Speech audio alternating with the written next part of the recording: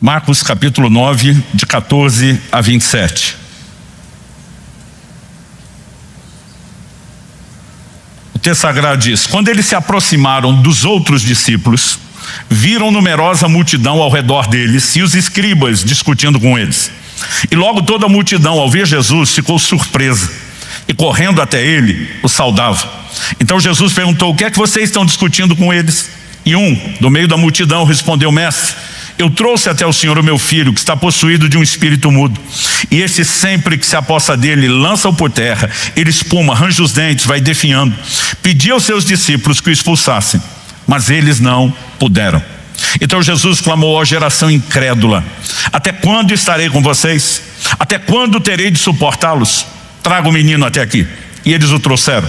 Quando ele viu Jesus, o espírito imediatamente agitou o menino com violência, e caindo ele por terra, revolvia-se espumando. Jesus perguntou ao pai do menino: há quanto tempo isso está acontecendo com ele? O pai respondeu: desde a infância, e muitas vezes o tem lançado no fogo e na água para o matar. Mas se o Senhor pode fazer alguma coisa, tenha compaixão de nós e ajude-nos. Ao que Jesus respondeu: se o Senhor pode, tudo é possível ao que crê. E imediatamente o pai do menino exclamou: eu creio, ajude-me na minha falta de fé. Eu quero que a gente possa prestar bastante atenção, em especial, nessa declaração: eu creio, ajude-me na minha falta de fé. Verso 25 a 27 agora. Vendo Jesus que muita gente estava se reunindo, repreendeu o espírito imundo, dizendo-lhe: espírito mudo e surdo, eu ordeno a você, saia desse menino e nunca mais entre nele. E ele, gritando e agitando muito, saiu, deixando como se estivesse morto, a ponto de muitos dizerem: morreu. Mas Jesus, tomando pela mão, o ergueu e ele se levantou. Pai, nós oramos que a tua boa palavra alcance não apenas a razão, o íntimo do coração, que ela venha nesse momento ao encontro dos nossos corações como alimento para o nosso espírito e também alimento para a nossa fé. Que ela provoque, ó Deus, alinhamento na nossa crença e que ela conduza-nos pela ação personalizada do teu espírito a uma mudança de atitude naquilo que o Senhor espera de nós, no quesito das ações práticas. Nós suplicamos graça e favor do Senhor, para que de fato a ação da tua palavra, mais uma vez, traga as marcas do sobrenatural de Deus nas nossas vidas, em nome de Jesus. Amém. Bom, nós temos aqui um episódio onde o Senhor Jesus não apenas cura, ele liberta um menino terrivelmente opresso. Mas eu gostaria que, olhando o contexto de tudo que aconteceu, das falas que nos foram registradas, não por acidente, mas intencionalmente, o Espírito Santo nos guiou a ter acesso a esse conteúdo. E basicamente o que nós percebemos é um pai com um filho em grande necessidade. Nós podemos dizer que esse homem estava no lugar certo, diante da pessoa certa, que era Jesus, para poder receber socorro. Mas o que o texto nos ensina é que não adianta estar no lugar certo, diante da pessoa certa, com uma atitude errada. Quando Jesus chama aquela geração de incrédula, aquele pai diz: trouxe para os seus discípulos resolver, mas eles não puderam. O desabafo de Jesus me chama a atenção. Ó geração incrédula, até quando eu vou ter que aguentar vocês? Basicamente o que eu e você precisamos entender é que incredulidade, ela desagrada a Deus, ela fere profundamente a Deus. Mas nesse mesmo momento nós também temos orientações nas escrituras muito claras sobre aquilo que agrada a Deus em contraponto. Hebreus capítulo 11, verso 6 diz: sem fé é impossível agradar a Deus. Todo aquele que se aproxima de Deus deve crer que ele existe e que ele é galardoador, traduzindo, recompensador, abençoador de todos aqueles que o buscam. Quando olhamos para as escrituras, é evidente que o tipo de atitude correta de fé agrada ao Senhor e que uma atitude de incredulidade sempre produz o contrário. Em Marcos, no capítulo 3, no verso 5, a Bíblia diz: então Jesus, olhando em volta, indignado e entristecido com a dureza de coração daquelas pessoas. Ele está no ambiente de incredulidade, está para ministrar cura a um homem que tinha uma mão mirrada. E evidentemente, quando olhamos para esses relatos, eles nos ajudam a compor um entendimento. Deus espera de nós fé. E o tema da minha mensagem hoje é a responsabilidade de crer. Porque se Deus não age a não ser por meio de fé, e a Escritura é muito clara sobre isso, o justo viverá da sua fé. Nós não apenas nos convertemos de fé, nós vivemos de fé, né? Nós precisamos entender claramente, né, esse desenho de que sem fé não só é impossível agradar a Deus, mas nós não recebemos nada de Deus. A Bíblia é muito clara, desde a salvação: quem crer será salvo, quem não crer, condenado. Nós não acessamos absolutamente nada do que Deus tem. Tiago capítulo 1 diz: peça porém com fé, não duvidando, porque o que duvida não pense tal homem que receberá do Senhor coisa alguma. Ou seja, não receberemos absolutamente nada. Então é necessário que haja fé. Alguns atribuem que a fé, como é uma dádiva divina, precisa vir dele, é decisão dele, o que geraria para mim um protocolo confuso, quase que excessivamente burocrático. Deus me diz: sem fé eu não posso fazer nada por você, mas sou eu que te dou fé. Logo, se eu não tenho fé, foi ele que não me deu. Nós precisamos entender que a responsabilidade de crer é nossa. E como acessar esse lugar? E eu creio que nós temos algo nessa conversa que é importantíssimo que a gente perceba. Quando esse pai simplesmente, né, se dirige a Jesus, eu e você precisamos entender que nos versículos anteriores nós temos Jesus, né, no monte, a transfiguração, 3 dos seus principais discípulos, dos mais próximos, estavam com ele. E agora, quando Jesus desce com Pedro, Tiago e João, ele chega e ele encontra a multidão ali, literalmente, né? A Bíblia diz que havia uma discussão. Escribas, né, estão discutindo com os discípulos. E Nosso Senhor chega e basicamente a pergunta, se fosse na linguagem de hoje, seria: o que é que está pegando? O que é que está rolando aí? E nem os escribas estão atacando os discípulos, nem os discípulos estão sendo atacados. Responde. Quem responde foi o pai do menino: mestre, eu trouxe até o Senhor meu filho. Eu pedi que os seus discípulos expulsassem, mas eles não puderam. Basicamente, eu tenho um problema e eles não puderam fazer nada. Aí, o que ele fala para Jesus?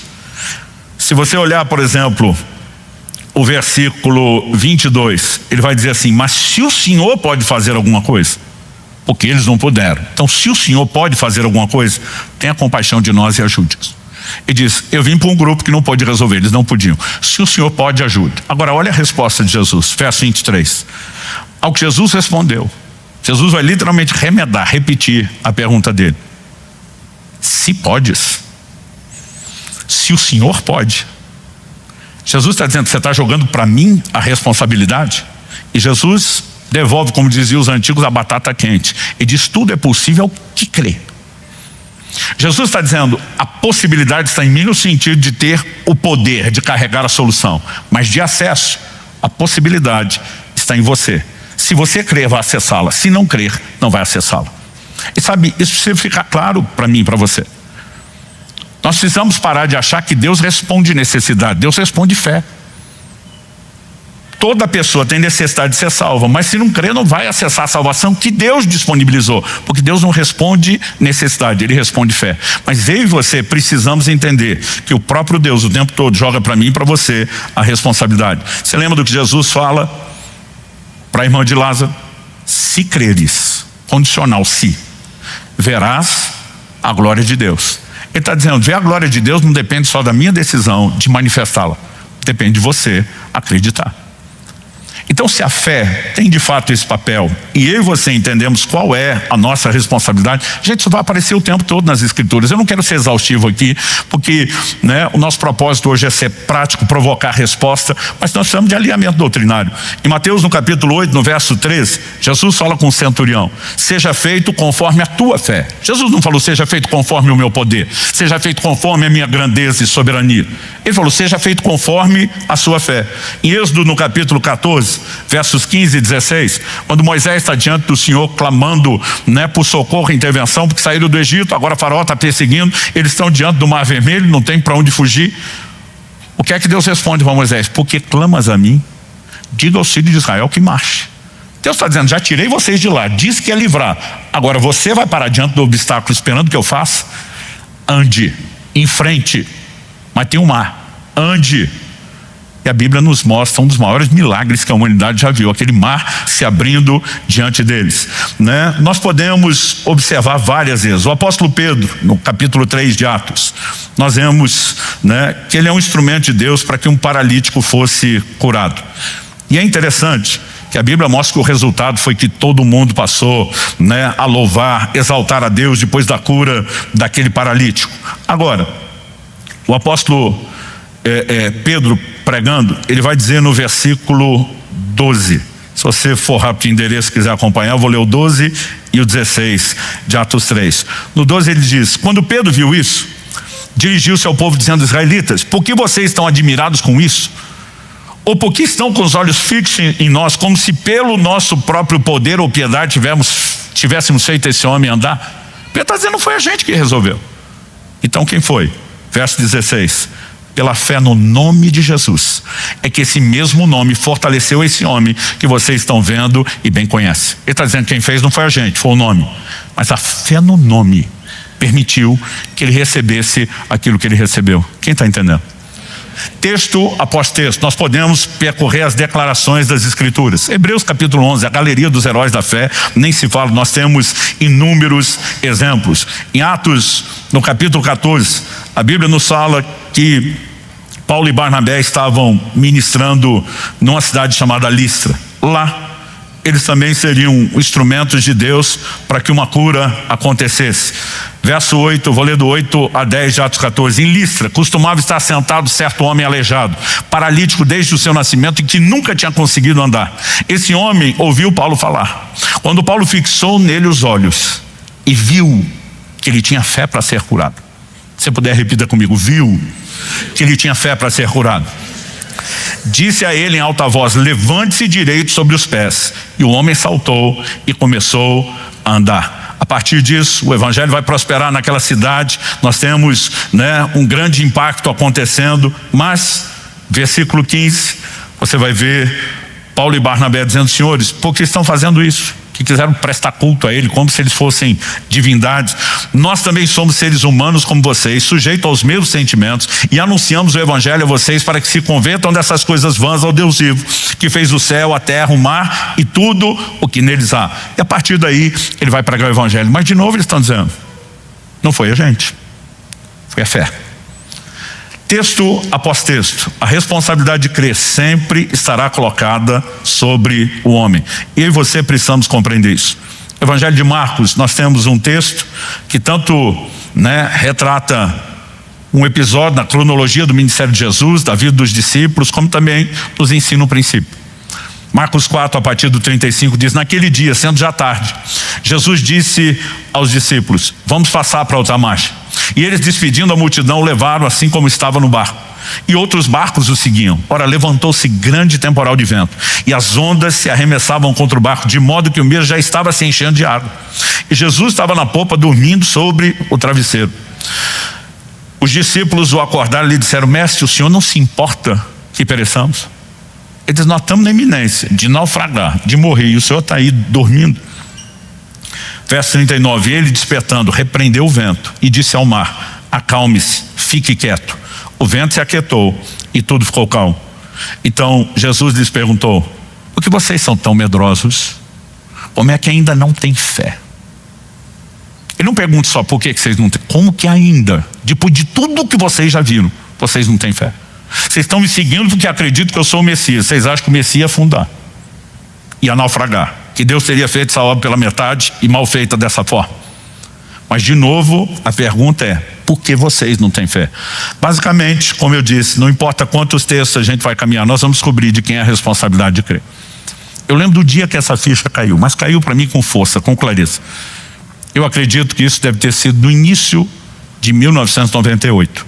E no final de 97 eu tive um problema numa mudança, fiquei com uma hérnia de disco terrível, né, que me deixou assim de cama um mês sem conseguir andar. Quando eu saí da cama e estava assim me arrastando com muita, né, dificuldade, eu lembro que eu tinha que cumprir um compromisso de uma agenda e pregar em outro estado, né? E lá fui eu para pregar. Mas a viagem me fez piorar um pouquinho, né? Estava melhorando o quadro, mas aquele tempo todo da viagem, sentado, forçando.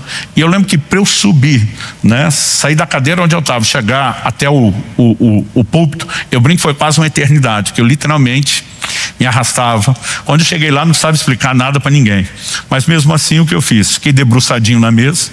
Eu falei, deixa eu explicar para vocês o que está acontecendo. Tive um acidente, estou com a hérnia de disco séria, estou em crise, estou com dor, vim para honrar minha palavra, mas está difícil até ficar em pé. Então vocês me perdoem, eu vou ficar debruçadinho. E estou pregando o tempo todo desse jeito. Lá pelo final, o Espírito Santo me traz uma palavra de conhecimento do meu espírito, nítido e claro. Chame à frente todas as pessoas que estão sofrendo de hérnia de disco. Eu comecei a rir. E do jeito que estava rindo, falei, gente, casa de ferreiro, espeto de pau. Falei, eu nesse estado acabei de receber uma palavra de Deus, chame à frente os que estão sofrendo de hérnia de disco. E o Senhor me falou algo que eu nunca ouvi, nem antes nem depois. Eu vou curar todos. Gente, mesmo quando nós estamos num ambiente de cura, não é todo mundo que tem o mesmo problema, não é todo mundo que você ministra, né, que recebe por inúmeros motivos, inclusive muitos deles além da nossa capacidade de explicação. Mas eu falei, se você consegue crer na palavra de Deus e tiver esse problema, ninguém vê por outro problema, que eu não oro por outra coisa, mas se tiver, vem à frente. O auditório devia ter umas 400 pessoas, uns 20 vieram para frente. Eu falei, certeza que todo mundo é hérnia de disco? Sim. Eu falei, vamos separar para eu saber por onde eu começo. Aí eu falei, quem está com dor, em crise, vem para o lado de cá. Quem não está sentindo dor nesse momento, espera do lado de lá. Porque eu falei, a melhor forma de ver se Deus vai agir é para quem está sofrendo, para quem tem como averiguar. Só 3 ficaram do lado de lá. A maioria veio tudo do lado de cá. Eu falei, todo mundo zoado assim? Alguém falou que nem o senhor. Ok.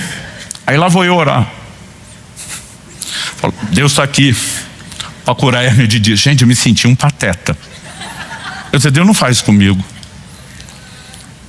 Mas eu fui lentamente, desci. Eu lembro quando eu cheguei perto do primeiro, imaginando que não estava inspirando nem um pouco de confiança, só olhei para ele e falei, você está pronto? Ele falou, tô. A hora que eu estendi a mão para tocar nele, gente, foi quando saísse um tiro de canhão do meu ombro. Uma coisa correu e foi sincronizado, né? Eu estava com a mão em movimento. A hora que eu toquei na testa dele, eu senti que aquele calorão que correu no meu braço, né, saiu pela ponta da minha mão. Eu vi a reação dele, eu deduzi. O que saiu daqui entrou ali. Falei, o que acontece? Ele falou, entrou um negócio quente a hora que o senhor me tocou. Eu falei, procurador, meu Deus, não tem mais. Aí tudo que você precisa na hora de administrar cura é o primeiro dar certo. Aquilo mexe com a fé de todo mundo. A hora que ele começou a pular, dançar, não tem mais nada, eu olhei pro segundo, falei, você está pronto? Ele falou, tô pronto. A hora que estiquei a mão, a mesma coisa, nunca senti isso antes, nunca senti depois, não estou criando regra nem doutrina. A hora que estendi a mão, ele reage semelhante ao primeiro. Falei, esquentou aí? Ele falou, não, então uma coisa fria. Falei, estava quente quando saiu daqui, o problema do termostato é contigo. Eu falei, a dor. Meu Deus, não tem. Gente, um por um, ele sendo curado na hora. Só que entre um e outro, como é que eu andava? Depois de uma meia dúzia, eu pensei, eu tenho que pegar isso para mim também. Mas ficaria muito feio eu botar a mão em mim mesmo. Aí eu tentei discretamente, tipo mulher grávida, botar a mão nas costas, não sentia nada. Botava no outro, tiro de canhão, calor, né? Botava em mim, nada. E eu fui vendo aquelas pessoas, uma por uma, ser curado. E quando terminou, para não dizer que eu estava do mesmo jeito, um pouquinho pior pelo esforço. Eu lembro que o palco era um pouco mais baixo do que esse. E quando terminou a reunião, eu sentei no palco, eu estava assim, meio desgostoso com Deus. Eu falei para Deus, todo mundo foi curado. E eu estou no mesmo estado. Falei, se alguém me acusar de falta de fé, eu recorro ao Supremo Tribunal Celestial. Eu parei de pregar na hora. Nesse estado, eu fiz esse papel de pateta, falei para Deus, porque eu criei na sua palavra. Eu criei que o Senhor ia fazer o que o Senhor fez nos outros. Como é que não tem fé? Aí eu falei, se alguém acusar de falta de unção, eu recorro ao Supremo Tribunal Celestial. Tiro de canhão, nunca aconteceu antes. O calor correndo do braço, a unção era perceptível. E eu falei para Deus, por que é que eu não recebi? O Espírito Santo falou comigo nítido e claro, eu não esperava pela invertida. Ele falou, o propósito dos dons do Espírito que operaram em você são para edificação de outros e não para edificação pessoal. Eu falei, então eu vou ter que esperar um aparecer, me revelar, me chamar para resolver meu problema. O Espírito Santo falou comigo, ou isso, ou você decide usar a fé que você prega. A responsabilidade é sua. E naquele dia eu percebi que mesmo botando a mão, tentando entrar na onda, eu estava vendo as pessoas serem curadas por uma manifestação da unção, de uma determinação de Deus. Mas eu percebi que minha fé não estava pronta para aquilo. Mas sabe o que eu fiz? Chamei a responsabilidade, falei, eu vou resolver isso. E não importa o tempo que leve. Foram 6 meses, confessando a palavra de Deus todo dia, tudo quanto é versículo de cura, né? Tudo quanto é reunião. Gente, nas células, assim, eu quase acelerei a calvície de tanta posição de mãos. Não tinha lugar que eu estava que eu não orasse, que eu não declarasse, que não pedisse oração, até que um dia finalmente desapareceu. Outro dia alguém perguntou, pastor, como foi? Eu falei, não sei, estava num batismo, né? E nós fazíamos o batismo num rio, era um lugar bonito, tinha um piquenique, e alguém falou, pastor, a moçada está pulando lá do alto da cachoeira, e nós estamos preocupados, será que não dá para o senhor dar uma averiguada, ou até regular para a gente não ter nenhum imprevisto? Aí cheguei lá e falei, gente, vocês estão se arriscando aí. Aí um falou para mim, pastor, eu sou bombeiro, já mergulhei, é fundo, não tem perigo de achar pedra, não tem sucção subterrânea. Ele falou, e eu estou de olho, se eu precisar, inclusive sou o salva-vida, pode ficar tranquilo. Falei, certeza, não tem problema? Ele falou, certeza. Falei, então vou pular também. Foi um dia, quase 30 anos atrás, né? Subi, em vez de só mergulhar para lá de pé ou de ponta como eles, ainda resolvi dar uma de exibido. Irei de costas e dei um mortal para cair de pé. Quando eu dei um mortal, um gritou, as costas! E foi só nesse momento, antes de dar o tibum dentro d'água, que eu lembrei que eu não poderia ter feito. A hora que eu saí, ele falou, não doeu. Eu falei, nadinha. E aí eu fazia todos os movimentos. Honestamente, eu não sei se aconteceu naquela hora, se aconteceu antes, mas foi a hora que eu percebi. O que eu entendi e eu decidi usar para a minha vida. Nós precisamos parar de transferir para Deus. Um homem rico pode fazer uma doação generosa para você ou para qualquer causa. O fato de ele ter o poder não significa que ninguém vai receber nada. Ele tem a capacidade financeira. Agora, se ele quiser, a conversa começa a mudar. E muitas vezes nós olhamos para Deus quase como assim, o senhor pode, o senhor talvez queira, mas se não está fazendo, não deve estar querendo. Por quê? A gente não entende essa dinâmica de acesso da fé do lado de cá. E nós precisamos chamar a responsabilidade. Quem está entendendo? Dito isso, segundo tópico, primeiro é o questionamento de quem é a responsabilidade. Segundo, crer é uma decisão. Quando Jesus não apenas repreende, né, aquela geração, porque, gente, as palavras de Jesus são fortes aqui, e eu e você precisamos de fato dar atenção a isso, né? Quando no verso 19 Jesus exclama, ó geração incrédula, até quando estarei com vocês, até quando vou ter que suportar? Ele está dizendo, é duro ver essa falta de fé de vocês. E aí nós temos um momento específico onde aquele pai vai dizer para Jesus, se pode? Jesus diz, se pode não, tudo é possível que crê, não jogue para cima de mim, depende de você. É você que tem que ter um posicionamento de fé para você poder acessar aquilo que eu posso e aquilo que eu quero fazer.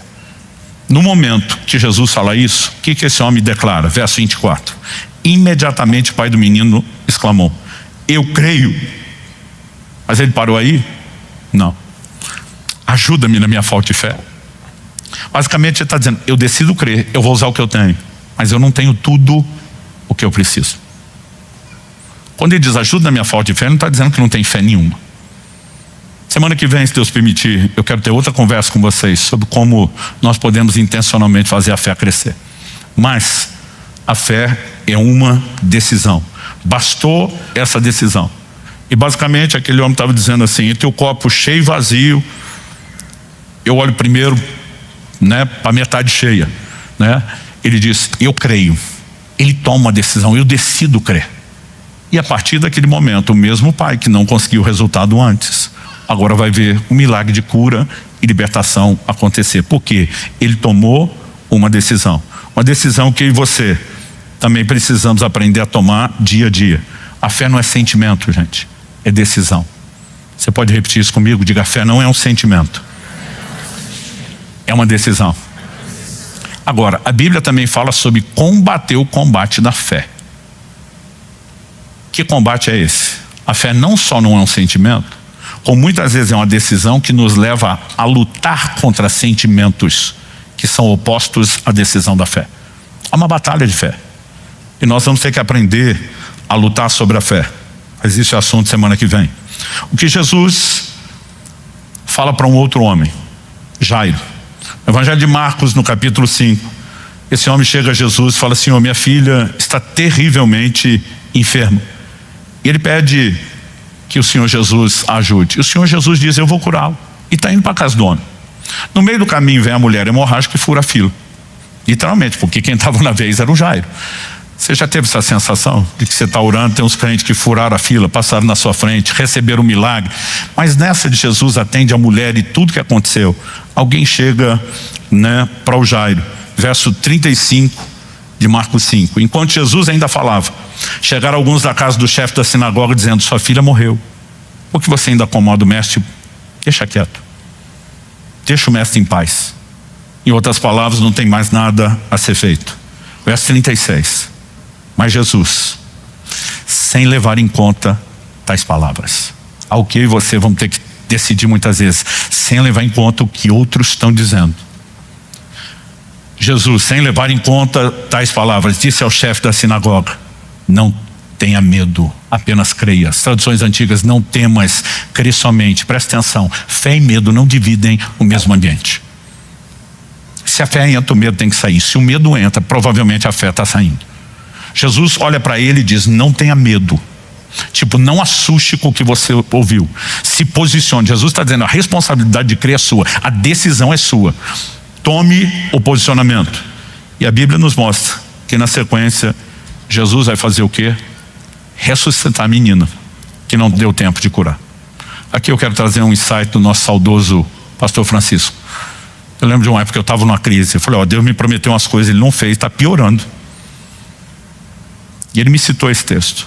Ele falou: Jesus prometeu curar a filha de Jairo, atrasou, ela morreu. O que ele fez? Pagou a conta com juros e correção monetária. Arcou com todas as consequências do atraso, entre aspas, da ação dele. Eu e você precisamos entender e crer de todo o coração quando nos posicionamos. Gente, se é sobrenatural, não tem fácil e difícil. Uma vez trouxeram um paralítico para Jesus. Jesus, percebendo aquele que baixaram pelo telhado, percebendo o que estava no coração do povo, Jesus pergunta: o que é mais fácil? Dizer esse homem: perdoados são os teus pecados? Ou levanta-te e anda? A única vez que Jesus apresentou uma conversa onde ele fala de níveis, ele nunca falou o mais difícil, ele falou o que é mais fácil. Porque para Deus não tem mais difícil, tem mais fácil. Ele diz: para que vocês saibam que o Filho do Homem tem na terra autoridade para perdoar pecados, eu também te digo: levanta e anda. E o paralítico andou. Nós precisamos, quando falamos do sobrenatural, entender: se é uma palavra de Deus, Ele vai cumprir aquilo que falou. Eu disse para Abraão: vou te dar um filho, através desse filho todas as nações da terra vão se abençoar. Depois Deus disse: me ofereça o filho em sacrifício. Faz sentido? Não. Deus pode ser contestado? Não. Deus mente, muda de ideia no meio do caminho? Não. Isso leva Abraão a qual decisão? O livro de Hebreus diz que ele cria que Deus podia ressuscitar Isaac dos mortos, porque o que ele falou antes, ele vai cumprir, mesmo que eu peça para entregar esse menino. Sabe, essa coerência é fruto de conhecer, entender a Deus e de tomar e sustentar uma decisão. A fé é uma decisão, crer é uma decisão. Nós podemos percorrer as escrituras olhando texto, após texto, e como eu disse, nós vamos encontrar um padrão que se repete. Eu volta e meia comento isso aqui, eu gosto de ler as escrituras procurando padrões que se repetem. E quando nós falamos de fé, não é diferente, porque nós estamos falando de princípios, nós estamos falando de uma doutrina, Olhando para cada declaração das escrituras, a gente vai encontrar vez após vez, eu repito as mesmas coisas. Um dos evangelhos, fala a respeito de um cego de nascença sendo curado por Jesus. O evangelho de João relata isso, na verdade, no capítulo 9, a partir do verso 35. Jesus ouviu que eles tinham expulsado o homem, expulsado da sinagoga, o que foi curado. Ao encontrá-lo, perguntou: você crê no Filho do Homem? Ele respondeu: quem é, Senhor, para que eu creia nele? E diz: eu quero crer. Mas quem é? Jesus respondeu: você já o tem visto, e é aquele que está falando com você. Que até Jesus curá-lo, ele não tinha enxergado. Assim que passou a ver, ele sai fazendo a festa e não sabia nem explicar quem foi que o curou. O verso 38 diz: então ele afirmou: eu creio, Senhor, e o adorou. Quando eu olho para textos como esse, você vê alguém que, diante da simplicidade de uma explicação de Jesus, o posicionamento: é isso, eu faço. Em Marcos, no capítulo 11, nós temos o relato de Jesus falando uma palavra contra uma figueira, e a Bíblia diz que ela literalmente se secou. Eu vou ler a partir do verso 20 de Marcos 11. Passando eles pela manhã, viram que a figueira estava seca desde a raiz. Então Pedro, lembrando-se, falou: mestre, eis que a figueira que o Senhor amaldiçoou ficou seca. Verso 22. Ao que Jesus lhes disse: tenham fé em Deus. Porque em verdade lhes digo que se alguém disser a esse monte: levante-se, jogue-se no mar, não duvidar no seu coração, mas crê que se fará o que diz, assim será com ele. Por isso digo a vocês que tudo o que pedirem em oração, creiam que já o receberam, e assim será com vocês. Jesus está dizendo: tenham fé em Deus, um imperativo. Eu e você que temos que ter fé. Ele está dizendo: é sua decisão. Eu tinha 15 anos de idade quando comecei a entender esse texto, e eu falei: eu posso falar para o monte? Eu sabia que Deus não estava falando da gente ficar brincando com a topografia terrestre, mas os montes normalmente representam obstáculos. E naquela ocasião, aos 15 anos de idade, eu lembro que eu tinha uma verruga tinha surgido no meu dedo indicador da mão direita, né? E de repente essa verruga deu cria. Um dia um amigo meu percebeu, ele falou: cara, você tem uma verruga na ponta de cada dedo. E eu estou vendo uma que não é na ponta do dedo. Certeza que você é o cara que fica mordendo a unha e começou a morder a verruga. Ele falou: aí você vai morder a ponta do dedo, e plantou uma verruga em cada dedo. Eu até hoje não sei se tem base científica o que ele falou. Honestamente, nunca nem pensei de atrás até a hora de contar isso para você. Mas eu falei: como é que você sabe que é isso? Ele falou: porque eu tive o mesmo problema. Eu mordia uma, mordia os outros, foi passando. Eu olhei para a mão dele, não tinha nada. Eu falei: mas o que você fez? Ele falou: não, na época eu não era crente, fiz uma simpatia. Joguei o toicinho para trás, não sei o quê. Eu falei: sumiu? Ele falou: sumiu. Eu fiquei indignado. Eu falei: se alguém que não conhece o Senhor Jesus, crendo em uma fonte que não é confiável como a nossa, teve resultado, eu me recuso. Falei: meu primeiro monte para começar, ou 10 montinhos para eu começar treinando. Eu lembro que eu olhei para aquelas mãos. Eu falei: verruga, eu amaldiçoo vocês, como Jesus fez com aquela figueira e como diz que a gente também pode fazer. E eu decido falar: sai daqui da minha mão, vai para o mar. Eu na hora não sabia se tinha que mandar um mar específico. Falei: pode escolher o mar que quiser, mas não vai ficar aqui. E eu simplesmente esqueci do que aconteceu. No dia seguinte, acordei pelo hábito, fui morder a verruga, a mãe não achava, olho nas mãos, não tinha mais nada, tinha desaparecido tudo aquilo. E um garoto de 15 anos, quando tem uma experiência dessa, não adianta alguém chegar e dizer: sumiu por coincidência. Sabe, você começa a entender: peraí, eu decido crer, eu decido corresponder, eu posso acessar esses lugares. E gente, se Deus resolve verruga, que honestamente não acredito que seja nenhum problema de saúde sério, está mais para estético. Dr. Kelly, tem algum problema com a verruga que eu não conheço, ou é só estético? Se até isso ele está preocupado, você acha que problemas maiores que você está enfrentando, ele não vai se preocupar com você? Agora nós precisamos entender como acessar, e nós vamos ter que entender: a responsabilidade de crer é nossa, a decisão é nossa, e a gente começa com o quê? Com aquilo que a gente tem. O pai daquele menino diz: eu creio, a me ajuda com a minha falta de fé. Basicamente ele está dizendo: o copo está meio vazio, meio cheio. Eu começo olhando para a metade que tem. Ou seja, ele está dizendo para Jesus: eu não tenho o copo todo, mas essa metade eu decido usar. O Senhor pode me ajudar com o que falta? E esse é o grande ponto da virada. Eu comecei a entender que usar a fé que a gente tem é uma das melhores formas de fazer a nossa fé aumentar. E eu quero te mostrar isso pelas Escrituras. Abra comigo sua Bíblia no Evangelho de Lucas, no capítulo 17. Lucas, capítulo 17. No verso 3, eu vou começar no 3 e o 4. Jesus diz: tenham cuidado. Se o seu irmão pecar, repreenda-o. Se ele se arrepender, perdoe-lhe. Se pecar contra você 7 vezes num dia, e 7 vezes vier para lhe dizer: estou arrependido, perdoe-lhe. Gente, honestamente, o ensino do perdão, até hoje, não era só para os discípulos aqueles dias, é um dos maiores desafios para nós. Quando Jesus fala isso, não só de perdoar, mas até 7 vezes por dia. Você pensar que o dia acabou, zerou o crédito, o miserável pode começar tudo de novo. 7 vezes por dia, amanhã ele tem mais 7, depois mais 7, sem contar outra conta, que Jesus falou dos 70 vezes 7, e aí só vai ampliando. Versículo 5. Então os apóstolos disseram ao Senhor: aumente-nos a fé.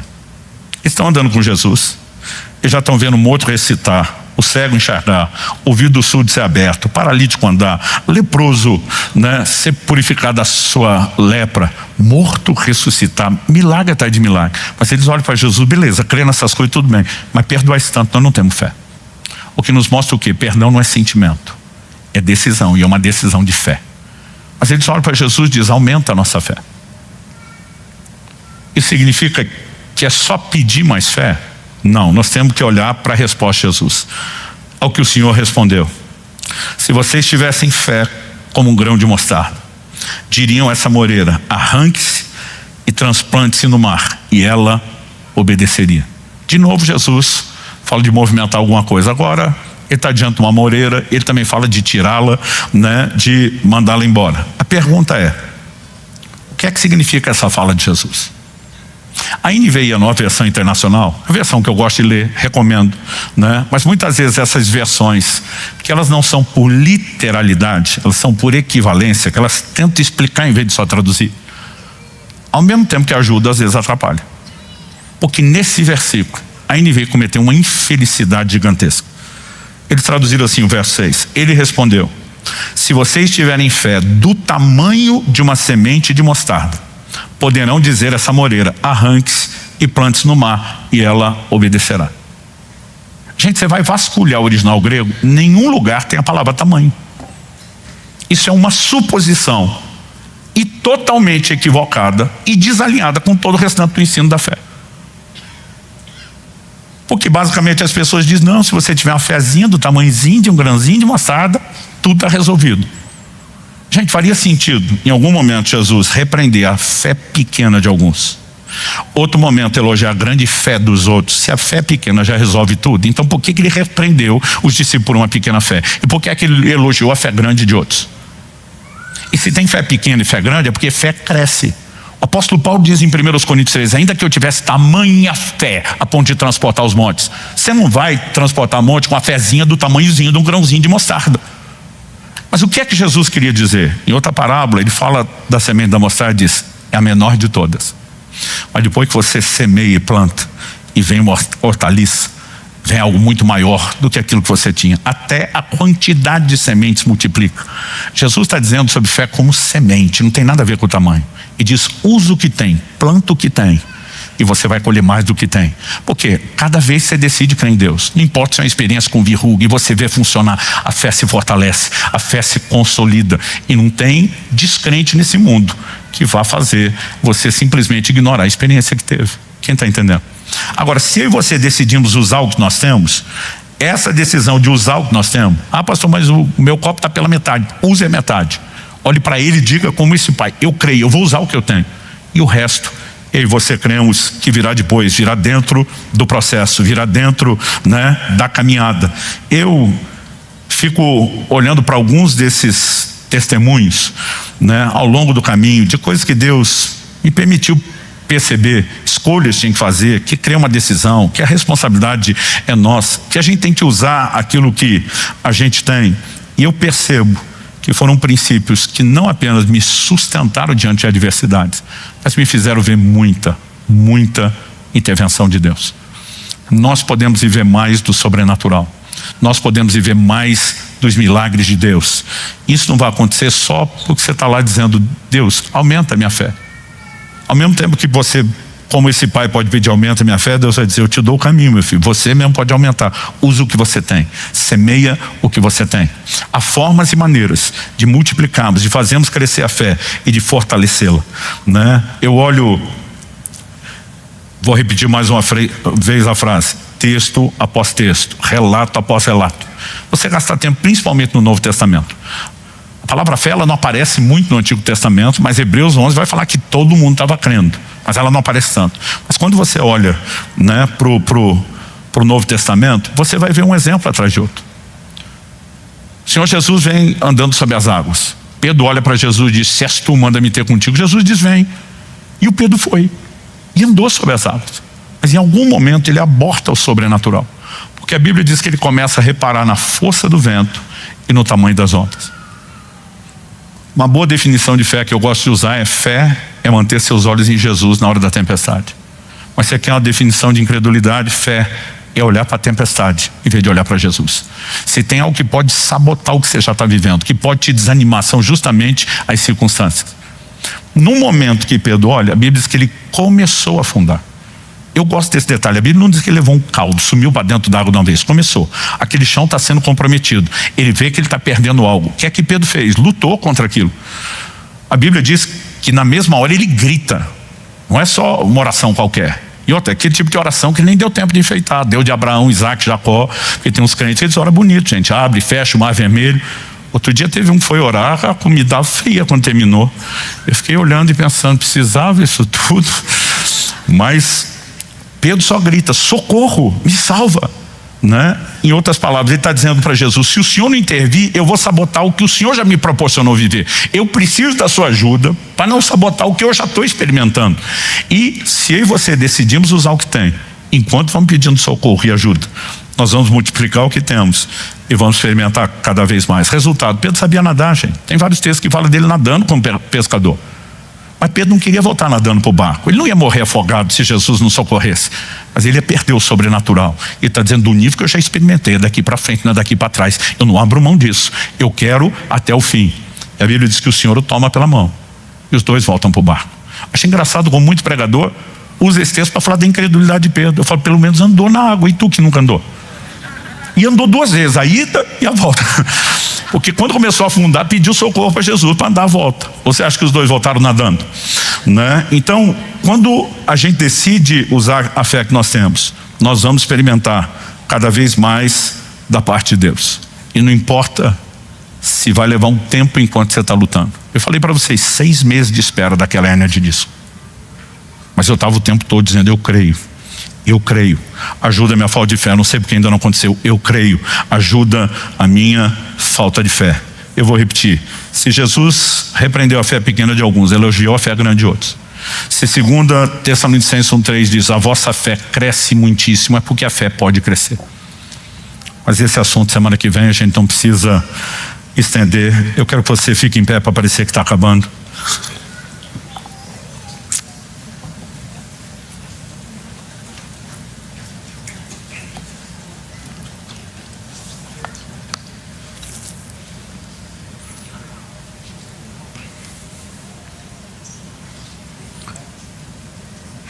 Eu não quero insinuar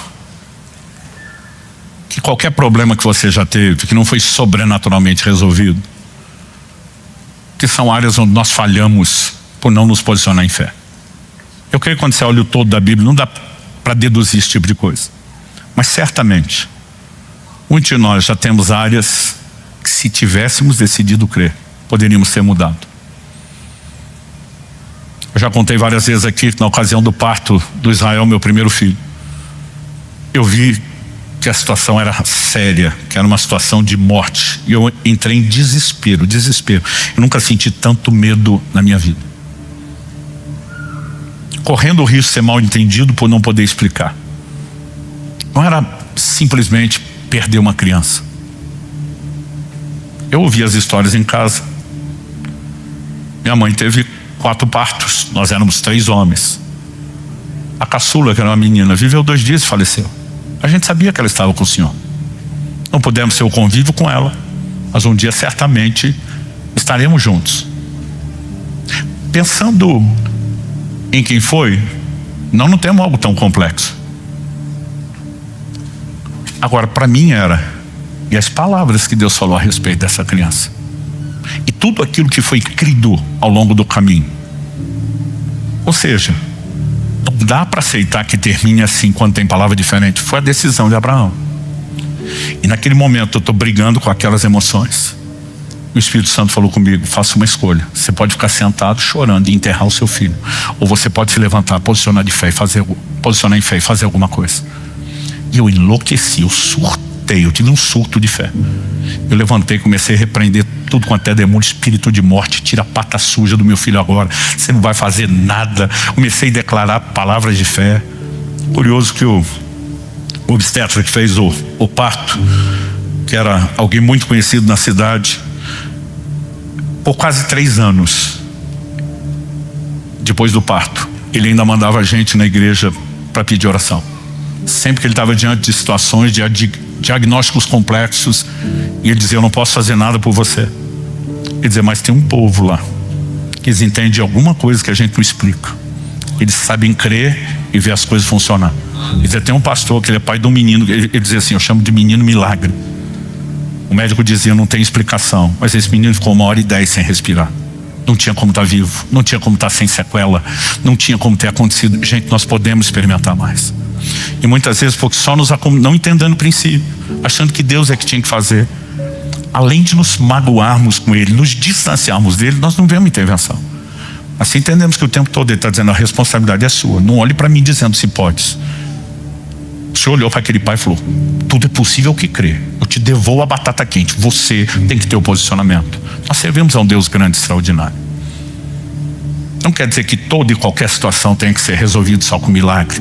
Mas nós precisamos ter o bom senso, discernimento, estar sensíveis ao Espírito Santo, saber como avaliar essas coisas. Mas uma coisa eu tenho certeza: nós podemos viver mais do sobrenatural.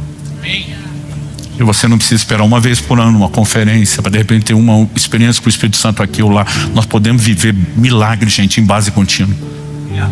Eu lembro de uma conversa que eu tive com um ateu que eu estava tentando evangelizar. E eu falei: eu vou te dar algumas experiências só nessa área de cura. E quem são os médicos que acompanharam tudo que aconteceu na minha família? Eu lembro que no final ele falou: no seu lugar até eu acreditava. Porque ele falou: não é possível que alguém veja isso com tanta frequência e não consiga acreditar. Eu falei: exatamente. Falei: eu acho que sua fé para não crer é maior do que a minha. Seu esforço é muito maior do que o meu. Mas, gente, nós podemos experimentar mais. Eu não quero encher a sua cabeça de doutrina, eu quero só simplificar o princípio. A responsabilidade de crer é nossa. Crer é de fato uma decisão. E se a gente usar o que nós temos, mesmo que a gente não tenha muito, eu posso contar um monte de testemunho onde eu percebi que minha fé não estava pronta, não estava funcionando, coisas que eu não tive resposta, coisas que eu desisti, e lá na frente Deus fez algo parecido só para dizer: se você tivesse continuado a acreditar. Mas com essas coisas todas nós vamos aprendendo que nós podemos ir além, nós podemos avançar. Se você quiser saber como ter mais fé, volta domingo que vem. Acho que foi tipo cenas dos próximos capítulos, né? To be continuated. Pai, oramos por cada um dos nossos irmãos. Pai, nós te pedimos mais do que ensino de princípios, mais do que clareza doutrinária. Nós oramos por aquele sopro fresco e vivificante do teu Espírito, provocando cada um de nós a uma resposta à tua palavra. A resposta de assumir a responsabilidade de crer. A resposta de decidir acreditar e confiar no Senhor de todo o coração. A resposta de decidir usar aquilo que nós temos, enquanto usamos, avançar para o crescimento e a multiplicação da fé. Estende a tua mão, fortalece os meus irmãos e irmãs. Eu oro que tudo aquilo que estava trazendo desânimo, abatimento, a força das circunstâncias, o ataque dos espíritos de incredulidade, que sejam agora substituídos pela ação poderosa e sobrenatural que só a tua palavra pode, debaixo da ação do teu Espírito, produzir. Nós oramos por isso, Senhor. Mais do que encorajamento emocional, nós oramos que o Senhor de fato traga empoderamento, fortalecimento espiritual para a fé de cada um, em nome de Jesus e para a glória de Deus. Se você crê, concorde, amém? Se você recebe essa palavra, diga: eu recebo, em nome de Jesus. Abra por favor sua Bíblia na Epístola de Judas, capítulo único, verso 3. Judas é o penúltimo livro da Bíblia antes do Apocalipse, e nós vamos ler juntos o versículo 3 dessa epístola, que é um capítulo só. Esse texto vai ser tanto o nosso ponto de partida como o trilho da nossa reflexão. Antes de começar a leitura, que eu vou fazer na Nova Almeida atualizada, eu só queria lembrar que domingo passado eu preguei uma mensagem aqui intitulada A Responsabilidade de Crer. Mostramos que crer é uma decisão, que embora a fé venha de Deus, Efésios 2:8 diz: pela graça sois salvos mediante a fé, isso não vem de vós, é um dom de Deus. Embora a fé seja uma dádiva de Deus, o homem é responsável por usar aquilo que Deus entrega, por fazer com que aquilo que ele recebeu de Deus se desenvolva, e depois de ter construído isso, nós terminamos dizendo: se quiser saber como ter mais fé, foto domingo que vem, né? Então não é necessariamente uma série, mas as mensagens elas se mesclam e eu posso chamar isso de uma continuação do assunto. Então vamos lá, Judas, capítulo 1, verso 3. Amados, quando eu me empenhava para escrever-lhes a respeito da salvação que temos em comum, senti que era necessário corresponder-me com vocês para exortá-los a lutar pela fé que uma vez por todas foi entregue aos santos. Eu queria que a gente desse destaque a uma chamada especificação que é feito aqui, que é o motivo da exortação, né? Ele diz: exortá-los a lutar pela fé. Se não for pedir muito, repita comigo: lutar pela fé. Só mais uma vez, como se você tivesse tomado o café da manhã. Vamos lá, lutar pela fé. Por que a turma acha que tomar café faz a gente falar mais forte a frase? Eu não sei, né? Mas é espontâneo, a frase saiu. Vamos lá. Judas, ele diz: enquanto eu estava aqui me empenhando, considerando o que escrever, senti, e esse sentir não é um sentimento humano qualquer, né? Considerando que nós temos parte da Escritura, da inspiração divina, senti claramente um direcionamento de Deus a exortar vocês, por meio dessa correspondência, dessa carta, a fazer algo: lutar pela fé. Agora, não é só lutar pela fé. Ele diz que uma vez por todas foi entregue aos santos. Se a gente pegar só a expressão lutar pela fé sozinho, ela poderia, inclusive com o contexto do versículo seguinte, que é Judas 4, né? Talvez remeter a ideia de que nós estamos falando de questões apologéticas, a proteção do conteúdo doutrinário, porque na sequência ele afirma: pois certos indivíduos cuja sentença de condenação foi promulgada há muito tempo se infiltraram no meio de vocês sem serem notados. São pessoas ímpias que transformam em libertinagem a graça do nosso Deus e negam o nosso único soberano e Senhor Jesus Cristo. Se a gente olhar só o versículo seguinte, o contexto imediato, pode ser que está falando da fé como uma expressão de vida cristã, mas muito mais relacionada ao que acreditamos como doutrina. Na verdade, quando nós olhamos para a orientação de Judas, ela é mais profunda. Quando ele diz a fé que de uma vez por todas foi dada aos santos, ele está dizendo: Deus deu uma fé só para todos os santos em todas as épocas. Quando chega o verso 20, por exemplo, de Judas 20, ele vai dizer o seguinte: edificando-vos sobre a vossa fé santíssima, e aí vem a afirmação, orando no Espírito Santo. Quando ele diz vocês, meus amados, edificando-se sobre a fé, a palavra edificar é construir, né? Chamamos de edifício um prédio, uma construção.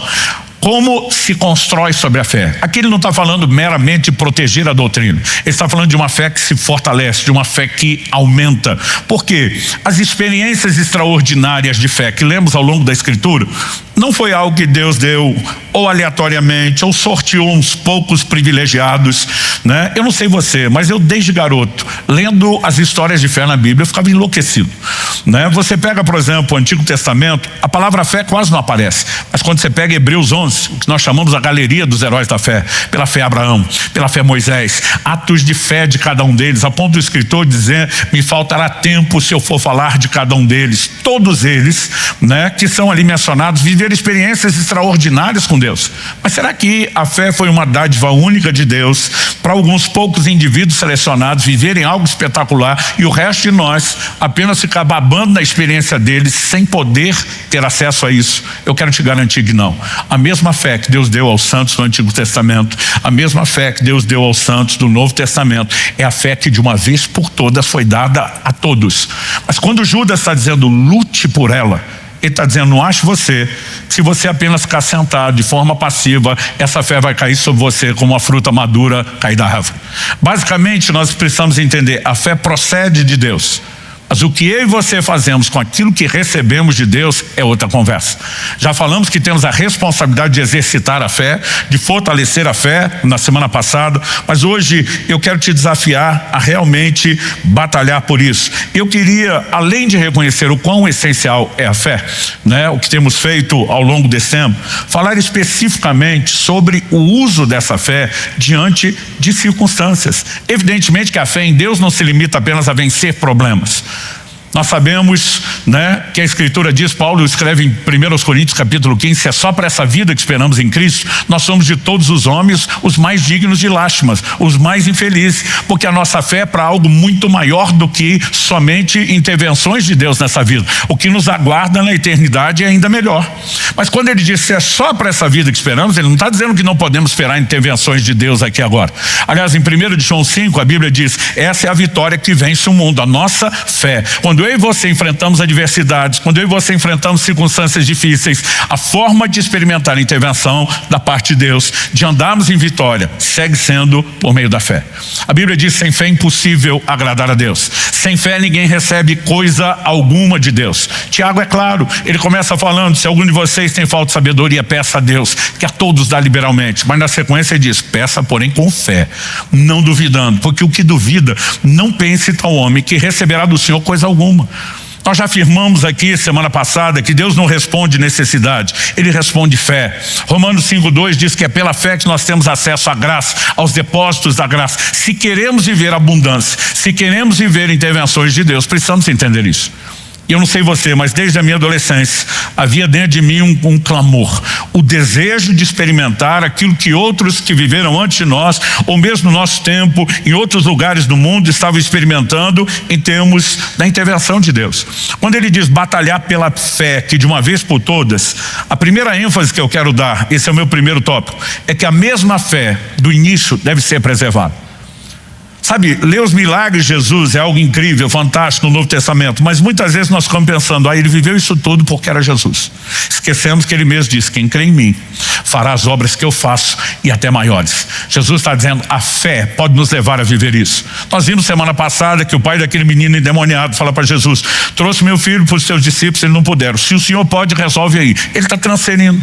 Jesus pega a batata quente, joga de volta no colo dele, diz, se podes. Jesus literalmente remedou ele e diz, tudo é possível ao que crê. A possibilidade que acessa o poder de Deus, portanto a possibilidade não depende meramente do Deus que agirá, depende de quem crer, porque é por meio da fé que nós acessamos esse poder.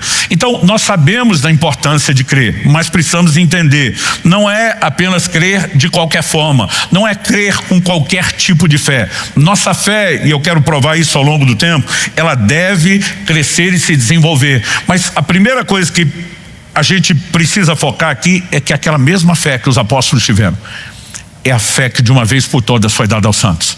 É a fé que deve ser preservada. É uma fé que nos leva a viver o sobrenatural. Quantos estão acompanhando? Diga amém. Quando o anjo do Senhor aparece a Gideão, falei que eu tinha um grito na minha alma que fazia eco de Gideão. Ele diz, o Senhor é contigo, homem valente. A gente fica imaginando que é um anjo de Deus te aparecer. Não é a mesma coisa que o vizinho te dando bom dia no portão de manhã, tipo, normal, acontece toda hora. A Bíblia fala de pessoas que ficavam apavoradas diante dessa manifestação. Eu fico pensando se eu teria coragem de responder um anjo que me aparecesse. Mas o Gideão retrucou o anjo na hora. Quando o anjo do Senhor diz, o Senhor é contigo, homem valente, ele diz, se o Senhor é conosco, o que é feito das maravilhas que nos contaram nossos pais? Isso é o grito de um indignado, de um inconformado. Se o Senhor é conosco, então cadê a unção de sinais e maravilhas da geração de Moisés? Cadê a unção de conquista da geração de Josué? Se o Senhor é conosco, por que é que nós não estamos tendo as mesmas experiências? Se o Senhor é conosco, onde está o mover? Onde está o sobrenatural? O que você precisamos entender é que Deus não faz acepção de pessoas. Eu nunca aceitei a ideia de Deus ter filhos prediletos, a menos que fosse eu, aí eu poderia abrir uma exceção, não é? Porque cada vez que você olha para alguém que experimentou algo, eu e você precisamos entender, aquilo é um convite, ou deveria ser um convite para mim e para você. Eu e você também podemos experimentar, eu e você também podemos acessar. E a Bíblia nos faz olhar para esses que viveram algo mais e diz, imite a fé que eles tiveram. Ou seja, é a mesma fé que foi dada aos santos. Nós não podemos simplesmente permitir que ela se dilua. Pastor, mas a Bíblia diz que no tempo do fim ia ter uma escassez, declínio da fé. Uma coisa é Deus sinalizar o que as pessoas num comportamento negligente fariam, e outra é confundir isso com a vontade de Deus. Evidentemente que nós temos declarações bíblicas sobre isso. Lucas capítulo 18, verso 8, o próprio Jesus pergunta, contudo, quando vier o Filho do Homem, e não tem algo mais final do que isso, a vinda de Jesus, contudo, quando vier o Filho do Homem, achará porventura fé na terra? Jesus já estava sinalizando, quando eu voltar, fé será artigo escasso, raro na terra. 1 Timóteo capítulo 4, verso 1, ora, o Espírito afirma expressamente que nos últimos tempos alguns apostatarão da fé. Vai ter gente enfraquecendo da fé, perdendo a fé, claro que sim. Agora, esse é o plano de Deus? Não. Deus está sinalizando uma baixa resposta da humanidade ao seu propósito. Assim como quando a Bíblia diz, por se multiplicar no tempo do fim a iniquidade, o amor de muitos esfriará. Não significa que ele queria que o nosso amor esfriasse. Pelo contrário, a mensagem você vê desde o início é: tenho contra ti que abandonaste o teu primeiro amor. Se as pessoas estariam falhando em relação ao amor, não significa que Deus espera que eu e você falhemos. Quem está entendendo? Então a exortação de Judas é muito apropriada, até porque ela já é escrita numa geração que está vivendo uma grande e intensa prática de fé. Ele está dizendo: lutem para preservar o mesmo tipo de fé. Agora, quando falamos a respeito disso, e a palavra traduzida aqui, lutar, epagonizomai, ela significa literalmente contender. Algumas traduções dizem: eu quero exortar vocês a batalhar pela fé que de uma vez por todas foi dada aos santos. O tema da minha mensagem hoje é: lute pela fé. Lute por mais fé do que aquilo que você já tem. Aliás, vamos entender o que é que nós já temos e o que é que nós temos que fazer com o que a gente já tem. Esse é o meu segundo tópico. Só para efeito didático, né? A primeira abordagem nossa aqui é que a mesma fé do início deve ser preservada. E a minha próxima agora eu vou pedir para você repetir só para te ajudar a memorizar. Diga comigo: a fé deve crescer e se desenvolver. Quando a Bíblia diz, pela graça sois salvos mediante a fé, isso não vem de vós, é um dom de Deus. Está falando tanto da salvação como da fé que acessa. Aí tem gente que diz, não, se é o dom de Deus eu não faço nada, é Ele que faz tudo. Então por que razão nas Escrituras Deus se queixaria, reclamaria, protestaria de pessoas que não estão crendo? Se a fé é um ato unilateral da parte dele, ele que resolva tudo e não reclama de nada depois. Na verdade, nós precisamos entender sempre o desenho completo. O homem jamais terá fé sem o que Deus, em primeiro lugar, faz. Isso não significa que Deus fez tudo. Há o que eu e você devemos fazer com aquilo que Ele nos oferece. E o desenho bíblico a ser entendido é, Romanos capítulo 12, verso 3, fala, segundo a medida da fé que Deus repartiu a cada um. A Bíblia diz que Deus reparte uma medida de fé. Isso não significa que a medida de cada um é diferente. Essa palavra aqui traduzida medida no original grego é metron. O que significa a palavra metron? Nós temos a influência disso nas línguas latinas. No português nós usamos como metro, mas ela significava medida ou vara gradual para medida, uma régua grande para medir metros. Basicamente, a Bíblia não está dizendo que Deus deu uma medida para um, outra medida para outro. O que Ele dá para cada um de nós é uma medida. Todos têm acesso a uma medida. Isso significa que você já tem toda a fé que podia ter? Não. Você tem algo para começar. E agora você precisa fazer algo com aquilo que você recebeu. Como sabemos disso? Em segunda carta de Paulo aos Tessalonicenses, no capítulo 1, no verso 3, ele diz, pois a fé que vocês têm cresce cada vez mais.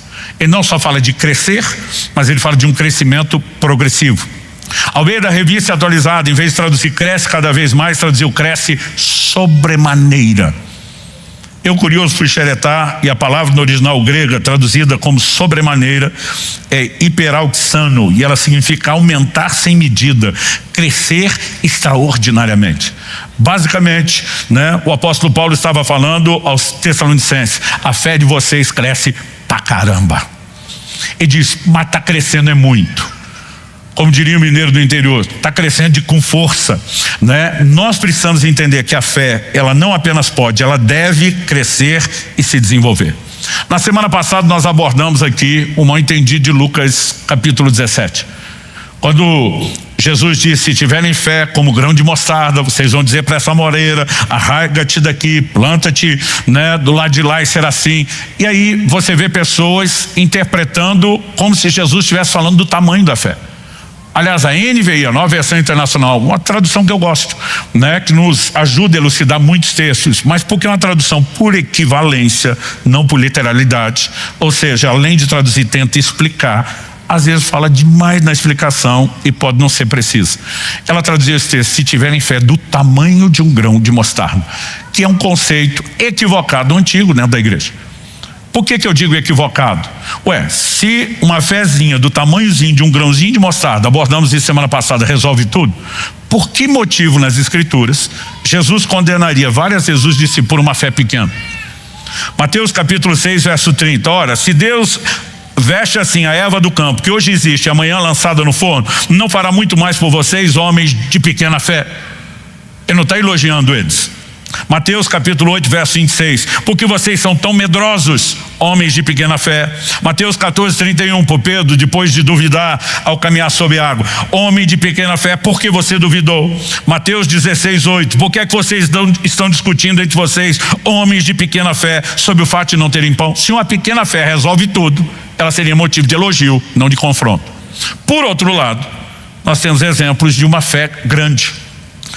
Mateus 15, 28, Jesus falando com aquela mulher sirofenícia, cananeia, e diz: mulher, que grande fé você tem, que seja feito como você quer. E Mateus 8, 10, referindo-se a um centurião que vem pedir a Jesus para que cure um dos seus servos, a Bíblia diz: ao ouvir isso, Jesus ficou admirado e disse aos que acompanhavam: em verdade lhes digo que nem mesmo em Israel encontrei uma fé como essa. Por que diz nem mesmo Israel? O homem era um gentil. Jesus está falando, esperava-se que na comunidade de Israel, esses que têm aliança, que receberam a lei, que têm visto as intervenções do Todo-Poderoso, tivessem uma fé decente. Nem no meio desses que tem um histórico de relacionamento com Deus, eu vi uma fé do nível que eu encontrei nesse homem. O apóstolo Paulo, em 1 Coríntios 13, 2, ele diz: ainda que eu tenha tamanha fé a ponto de mover montes. O que move montes não é a fezinha do tamanhozinho de um grãozinho de mostarda. Ele fala tamanha fé. Isso no interior do Paraná a gente diria uma baguada, uma fé, né? Uma fezona, é uma fé grandona. Então, evidentemente, recebemos uma medida, mas o que nós temos pode ser pequeno. Essa medida pequena no início, ela pode crescer cada vez mais, ela pode se tornar grande, e quanto maior a expressão de fé, maiores as manifestações de Deus que poderemos experimentar, até mesmo, né, esses obstáculos intransponíveis, essas montanhas poderão ser movidas. Em Atos, no capítulo 6, no verso 5, falando de Estevão, um dos 7 primeiros diáconos da igreja, a Bíblia diz: então elegeram Estevão, homem cheio de fé. Essa expressão cheio de fé, né? Ele está dizendo que ele tinha a medida completa. Então a fé tanto pode como ela deve se desenvolver. A pergunta é: como isso acontece? Como trabalhamos essa medida inicial recebida para que ela cresça? Nós adiantamos uma parte desse assunto semana passada, quando explicamos o significado de Jesus falar fé como grão de mostarda, que ele não falava do tamanho, ele falava do princípio. Você tem algo pequeno que é multiplicar. Jesus diz: plante a semente e você vai colher mais do que aquilo que você tinha. A ideia que abordamos aqui semana passada foi: use o que você tem para que você possa ter mais do que aquilo que tem. O próprio exercício da fé vai fortalecê-la. Eu gostei que a fé, ela funciona exatamente como a musculatura do corpo. Se você trabalha, se você bota para trabalhar, para movimentar, para exercitar, você pode desenvolver. Se você não usa, ela atrofia. Então você pode hipertrofiar, aumentar o músculo, ou você pode atrofiar, né? Perder força e massa muscular. Tudo depende do uso. E tem muitos cristãos acomodados que não usam a fé para nada, ela está atrofiada. Outro dia alguém falou: pastor, mas o senhor vai dizer que todos os problemas que o senhor tem, você resolve com fé? Eu falei: claro que não, tem questões que são muito práticas e a Bíblia nos orienta a isso. Então, por exemplo, a gente não vai só aplicar fé para proteção e não fazer nada no que diz respeito a isso. O Senhor já dizia lá em Deuteronômio: se você construir uma casa, faça um muro em derredor, para que se alguém cair do terraço, você não seja culpado do sangue. Então Deus não está dizendo que a gente se livra de tudo quanto é muro para peito para viver só de fé, mas ao mesmo tempo não quer dizer que a gente também vai viver só do natural e que nunca vai ter fé. Então alguns cristãos falam: não, esse povo quer crer para tudo, é um exagero, e vão para outro lugar que não quer crer para nada. Entre exagero e outro, eu prefiro estar na turma que crê e ver Deus agir. Agora, ainda que você não vai exercer fé para tudo, quanto mais exercitamos a fé, mais essa musculatura se desenvolve. Agora, há algo que eu e você podemos fazer além do exercício da fé? É lógico, você acreditou em Deus, usou aquilo, funcionou, da próxima vez você diz: estou pronto para outro. Existe um fortalecimento, mas há algumas coisas que além do exercício nós podemos fazer, e esse é o tópico principal, né, da minha mensagem, o terceiro. Uma pergunta: como podemos aumentar, fortalecer a fé. E basicamente eu quero te adiantar uma resposta pronta. Eu acredito que essa é uma das ferramentas mais importantes quando falamos da vida cristã do dia a dia. As disciplinas espirituais. Final do ano passado, quando lançamos aqui meu novo livro, O Caminho da Obediência, eu lembro de compartilhar uma mensagem aqui intitulada A Bênção da Obediência. A gente termina dizendo, olha, Deus decidiu nos resgatar da maldição da lei, as consequências da desobediência, para nos levar à bênção de Abraão. É a obra de Cristo que nos empodera à obediência e a fim de que nós recebêssemos o Espírito prometido. Nós dissemos que em toda essa preparação Deus nos deu uma nova natureza, Deus empoderou a nova natureza, colocando a presença do seu Espírito em nós, mas que isso não é automático e espontâneo. E a gente termina com a lição prática de Romanos 8, a partir do verso 5. Os que se inclinam para a carne, cogitam das coisas da carne. Os que se inclinam para o Espírito, cogitam das coisas do Espírito. E nós falamos, não adianta você ter uma nova natureza no seu Espírito e você se inclinar para o lugar da carne, que é onde ainda se encontra sua velha natureza. Sua inclinação determina quem estará no controle. E, pastor, como podemos viver inclinação no Espírito? Nossa resposta aqui foi disciplinas espirituais. Eu amo ler a biografia de homens e mulheres de Deus, principalmente aqueles que marcaram gerações, escreveram história, se tornaram exemplos de piedade. A Bíblia fala sobre seguirmos a fé dessas pessoas. Eu amo ler essas histórias, me abastecem, me alimentam. Agora, quando eu olho para biografias que eu tenho lido ao longo de 2000 anos de história, os ícones, sabe o que todos eles tinham em comum? Todos, sem exceção, disciplinas espirituais. Pastor, o que significa disciplina? Disciplina é aquilo que você faz porque tem que ser feito, independente de ter vontade ou não. Um dia desse alguém me perguntou, pastor, nessa fase nova da vida, treinando, todo dia o senhor acorda com vontade de fazer exercício? Falei, claro que não. A gente não faz só porque tem sentimentos favoráveis, a gente faz porque tem que ser feito, então você vai fazer com ou sem vontade. Curioso é que quanto mais tempo você faz, independente de ter vontade, você passa a ter vontade, sentir a necessidade, porque você está colhendo os benefícios, né? E a importância de fazer aquilo. Eu digo que com disciplinas espirituais não é diferente. Quem treinou, já treinou, sabe, quanto mais você treina, mais quer treinar, mas quanto menos treina, menos quer treinar. Basta a temporada, uma lesão, uma viagem de férias, que a gente relaxou. Daqui a pouco você já levanta. Um dia desses minha esposa falou, você não está animado? Falei, amor, tem gente que treina na força de vontade. Hoje eu estou tentando ter força, porque vontade não tem, né? Tem hora que você já percebe, estou perdendo o ritmo. Na vida espiritual não é diferente. Quanto mais o crente ora, quanto mais lê a Bíblia, quanto mais adora, quanto mais jejua, mais quer fazer. Mas quanto menos faz, mais difícil fica. Então as disciplinas, elas precisam ser parte de algo que a gente adota como estilo de vida. E não precisa ter vontade. Um dia alguém me perguntou, pastor, todo dia o senhor acorda com vontade de orar e ler a Bíblia? Eu falei, claro que não. É o que eu faço, tendo ou não tendo vontade. Normalmente vai dar alegria de ter feito depois. E você pensa, ainda bem que eu fiz. Mas nem sempre você vai ter a vontade de fazer. Agora, quando falamos dessas disciplinas, eu quero simplificar as principais aqui. Não dá tempo de falar sobre isso, né? Honestamente, eu tenho visto as disciplinas espirituais aparecer em tantos assuntos. Essa questão da inclinação, que é tão forte. O que vamos falar hoje sobre a fé, né? Que eu já comecei a escrever um outro material só sobre as disciplinas espirituais. E eu estou convicto de que nós precisamos dar mais valor a isso. Pastor, o que são disciplinas espirituais? Vamos lá. Práticas que nós precisamos desenvolver, né, no dia a dia. Primeira delas, leitura e meditação da palavra. Segunda delas, vida de oração. Terceira, louvor e adoração. Quarta, jejum. Pastor, são as únicas? Não, são as principais e as únicas que dá tempo de inserir rapidamente aqui um comentário sobre cada uma delas. Quando nós falamos de leitura e meditação bíblica, gente, nós não estamos falando apenas de conhecer, de acessar informação, de conhecer o credo. Quando falamos das disciplinas espirituais como inclinação à nova natureza, nós lembramos o quê?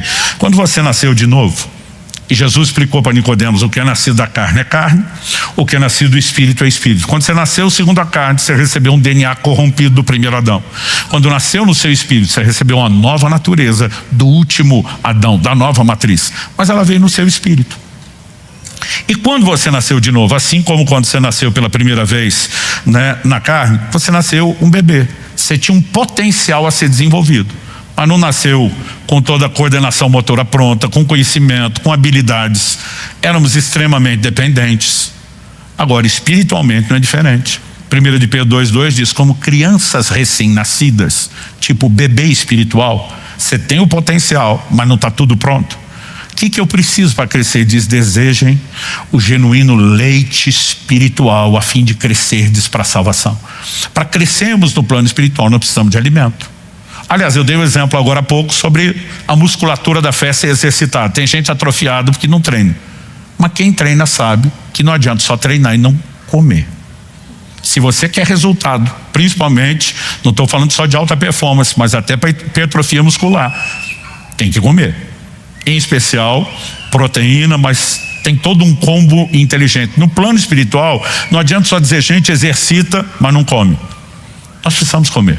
Qual é o alimento espiritual? Mateus 4,4, Jesus diz: nem só de pão viverá o homem, mas de toda palavra que sai da boca de Deus. Então a palavra de Deus é alimento para o seu espírito, que é onde a fé opera. Daqui a pouco vou falar melhor sobre o fato da fé ser do espírito. Aliás, Romanos 10,17 diz: a fé vem por ouvir e ouvir a palavra de Cristo. Porque a mesma palavra que alimenta o meu espírito, que é onde opera a fé, ela alimenta a fé. 1 Timóteo 4,6: você será nutrido pelas palavras de fé que pregamos. Nutrido, alimentado, né? Palavras de fé nutrem e alimentam o quê? Sua incredulidade? É claro que não. A palavra de Deus é alimento para a fé. Ninguém vai decidir ter fé só apertando um botão imaginário. Eu já contei aqui em outro momento a história de um dia voltamos da igreja e tinha sido dado ênfase no tudo é possível que crer, e eu pergunto para minha mãe, na porta de casa, se me lembro, né, tem a fotografia do momento: mãe, tudo é possível que crer mesmo? Sim, mas tudo, meu filho. Falei: então se eu crer que eu posso voar, eu vou voar. Minha mãe já engasgou, não estava pronta para a pergunta. Meus filhos já me fizeram cada pergunta, que me botaram em cada aperto, né? A pergunta é: de onde vem a fé? Você não inventa a fé. A fé é uma convicção e ela sempre é gerada pela palavra. Então, se você tiver uma palavra de Deus para voar, você vai ter fé para voar. Se não tiver, você não inventa. E nós queremos ter fé para algumas coisas sem ter o que gera a convicção, o alimento da fé.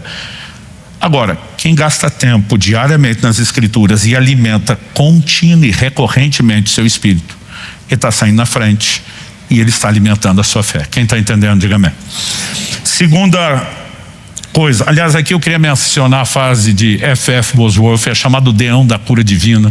No movimento de cura nos Estados Unidos, nas décadas de 40 e 50, houve um grande movimento de Deus que se espalharia pelo mundo, né, onde a igreja passou a ver curas e milagres como era na era apostólica. Perguntaram para esse cara que tinha muita manifestação de cura nas suas reuniões. Eles disseram: mesmo nas suas reuniões, parece que muitos crentes não têm fé para cura. O que você imagina ser o motivo? A resposta dele foi, abre aspas: o problema de muitos cristãos não terem fé hoje é que alimentam seu corpo com 3 refeições quentes por dia, mas alimentam seu espírito com um sanduíche frio por semana. Fecha aspas. Basicamente, tem muito crente espiritualmente falando desnutrido. Eu brinco que falta vitamina B, Bíblia. Mas se alimentarmos a nossa fé, já será um grande avanço. Segunda coisa, vamos falar a respeito da oração. O pai daquele menino endemoniado que trabalhamos o conceito semana passada decidiu usar o que tinha. Quando ele fala para Jesus: seus discípulos não puderam, se o Senhor pode. Jesus disse: pode, tudo é possível que crê. E joga a batata quente de volta e diz: eu creio. Ao mesmo tempo ele diz: ajuda a minha falta de fé. Basicamente ele olha o copo pela metade e diz: está metade cheio, mas o Senhor pode me ajudar a encher o resto. Ele decide usar o que tem, ele entende que usar o que tem é o caminho para ter mais, mas ele não deixa de clamar. Quando Jesus ensina sobre o perdão em Lucas 17:4 e fala de perdoar 7 vezes no dia, quer dizer, o dia seguinte o cara zerou o game, tem direito a mais 7 ofensas. Os apóstolos que já viram um monte de milagres, Jesus diz: aumenta a nossa fé. Estão dizendo: nós não temos fé para isso. Ah, pastor, então se eu só pedir para Deus aumentar, ele vai aumentar? Não. Quando eles pediram, o Senhor também ensina como. É a hora que ele vai falar da fé como mostarda, de exercitar. Mas nós precisamos entender que quando você olha o combo da oração em toda a escritura, tudo quanto pedides em oração, né, crendo, vocês vão receber. É lógico que nós devemos orar por mais fé, mas há uma dinâmica da oração em relação a essa questão de fé e incredulidade. E ela pode ser entendida no texto que nós trabalhamos semana passada. Eu me concentrei no Evangelho de Marcos, mas agora eu quero ler com você Mateus 17, 19 e 20, que fala do mesmo episódio do pai daquele filho endemoniado trazido a Jesus. Então os discípulos aproximando-se de Jesus, Mateus 17, 19 e 20. Então os discípulos aproximando-se de Jesus perguntaram em particular. Agora o filho do homem já foi liberto, o evento passou, eles esperam a hora que não tem público e no privado vão perguntar para Jesus, em outras palavras, por que é que nós falhamos? Por que é que nós não demos conta? Perguntaram em particular, por que motivo nós não pudemos expulsá-lo? Jesus respondeu, por causa da pequenez da fé que vocês têm. De novo, uma fé pequena sendo o motivo de não acessar o sobrenatural. E aqui na sequência ele vai dizer, pois em verdade lhes digo, se tiverem fé como um grão de mostarda, dirão esse monte, mude-se daqui para lá, ele se mudará, nada lhe será impossível. É lógico que Jesus não estava falando de uma fé pequena, porque ele acabou de dizer que a fé pequena era o motivo de não ver o sobrenatural. Então Jesus está dizendo, qual foi o motivo? Falta de fé. Mas na sequência, nós temos o verso 20 e aí vem uma frase entre colchetes. Já digo o que significa entre colchetes, a maioria das versões está assim. Mas esse tipo de demônio só pode ser expulso por meio de oração e jejum. Uma frase entre colchetes é um código para sinalizar o quê? Essa frase entre colchetes está em muitos manuscritos antigos, mas não consta nos mais antigos. Que bandeira de alerta é essa? Normalmente você pega, por exemplo, os manuscritos do Mar Morto, são antiguíssimos, né? Localizados até recentemente, mas numa data antiga. Você pega o livro de Isaías, cada vírgula, cada detalhe, tudo bate. Eles eram muito meticulosos nas transcrições e elas sempre, né, foram confiáveis por reproduzir exatamente o mesmo conteúdo. Agora, esses textos entre colchetes, eles estão em manuscritos. Não quer dizer que sejam novos, mais novos que alguns mais antigos, mas não estão no antigos. Aí a pergunta é, esses antigos, vindo de uma linha de cópia, pode ter perdido algo, e esses não são tão antigos, preservaram, ou alguém acrescentou aqui algo que não tinha lá? Então eles são confiáveis o suficiente para entrar, mas tem uma advertência. E para nós que interpretamos Bíblia, a ideia é, não crie doutrina em cima do que tem entre colchetes. Se ela cabe em todo o resto, a gente aceita que fica ali, mas a gente não parte disso. Então nesse texto nós só temos uma causa, é a pequenez da fé. Só que o evangelho de Marcos e os evangelhos, quando dão um tipo de detalhe, outro dá o tipo de detalhe, eles não estão divergindo, eles estão completando a informação. No evangelho de Marcos, no capítulo 9, versos 28 e 29, nós temos o mesmo episódio. Quando entrou em casa, os seus discípulos lhe perguntaram em particular, por que não pudemos nós expulsá-los? Respondeu-lhes, essa casta não pode sair, senão por meio de oração. Agora aqui, entre parênteses, e jejum, entre colchetes, só jejum. Ou seja, todo e qualquer manuscrito, desde a antiguidade, mostra Jesus respondendo, essa casa só sai com oração. Então ele está dizendo, faltou oração. Aí alguns perguntam, mas o problema era a falta de fé ou de oração? A questão não é um ou outro. As duas respostas foram dadas e elas são associadas. Onde existe oração, existe fé. Onde não existe oração, não existe fé. A oração é uma das formas de você fortalecer a fé. Por N motivos, a gente poderia ter, né, um dia aqui para pregar só sobre a relação entre oração e fé. Mas há uma forma de oração específica, que essa, sim, ela é clara nas escrituras como nenhuma outra. O mesmo Judas que no capítulo 3 diz, eu exorto vocês a batalhar pela fé que de uma vez por todas foi dada aos santos, e diz no verso 20, mas vós, amados, edificando-os, fazendo crescer, aumentar a vossa fé santíssima, orando no Espírito Santo. Ele fala de um tipo de oração específica, oração no Espírito. O que é isso? O apóstolo Paulo em 1 Coríntios 14, quando está falando sobre o falar em línguas, a linguagem sobrenatural de oração do Espírito Santo, ele diz, orarei com a minha mente, com o meu entendimento, mas também orarei com o meu espírito. Quando era garoto, a turma dizia, vamos orar em espírito, significava orar baixinho. A definição bíblica de orar em espírito não é baixinho, é oração em línguas. A Bíblia diz que o que fala em línguas edifica-se a si mesmo. É uma linguagem de edificação. Judas está dizendo que você se edifica na sua fé, orando no Espírito Santo. Ainda que você não entenda o que está falando, porque a Bíblia diz que o que fala em línguas fala mistérios. A pergunta é, que mistérios são esses que nós estamos falando? alguns sugerem, são os mistérios da palavra, não são eventos catológicos futuros. E a própria revelação da palavra, que passamos a orar em algum momento, ela vem do Espírito e começa a penetrar a nossa mente. Eu gastei 1 ano trancado 4 horas por dia, toda manhã no meu quarto, das 7 às 11. Na época, eu comecei a trabalhar num banco, do meio-dia às 6, 6h30, saía de lá, ia para a escola, eu protegi minhas manhãs. Ainda era solteiro, né? Estava naquela fase do início da juventude, então, trabalho de escola, era de madrugada, era fim de semana, aquelas manhãs eram protegidas. Das 7 às 11, eu ficava trancado no quarto orando, a maior parte dessas 4 horas, orando em outras línguas. Eu estava descobrindo essa ferramenta.